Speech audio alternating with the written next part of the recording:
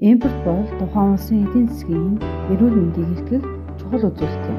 Импорт өндөр байх нь дотоодын эрэлт их эдийн засаг өсөлттэй байгааг илтгэн. Тэрв импортын дийлэнх хувийг машин механизм тоног төхөөрөмжөд байвал энэ нь тухайн улсын урт хугацааны бүтээмжийг нэмэгдүүлэхэд ашиглагдах байна гэсэн.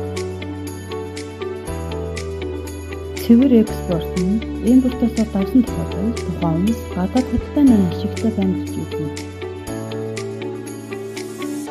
Энэхүү ашиг нь эдийн засгийн өсөлтөд шууд нөлөөлдөг. Үйлдвэрлэлийн гарц нэмэгдэн ажлын байр олноор бий болно. Улс руу орох мөнгөн урсгал нэмэгдэнэ. Эрүүл эдийн засагт экспорт болон импорт хоёулаа өсөж байна. Харин импорт нь экспортоос давж гадаад худалдааны алдагдал үүсгэн үндэсний валютын ханш гадаад валютын эсрэг сулрахад нөлөөж болжээ. Сул валют нь экспортыг хэмжиж импортыг илүү үнэтэй болгодог. Чанга валют нь экспортод цаадуулж харин импортын барааг хүнд болгодог.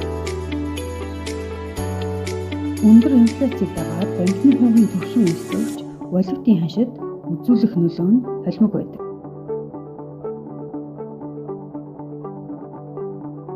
2008-аас 2009 оны дэлхийн санхүүгийн хямралаас хойш хөрөнгө оруулагчид илүү өндөр өгөөж хайх болсон. Иймээс хүүгийн түвшин өндөр байгаа валют руу хөрөнгө оруулалт урсаж тухайн валютын ханш чангарах нөлөө үзүүлдэг болжээ.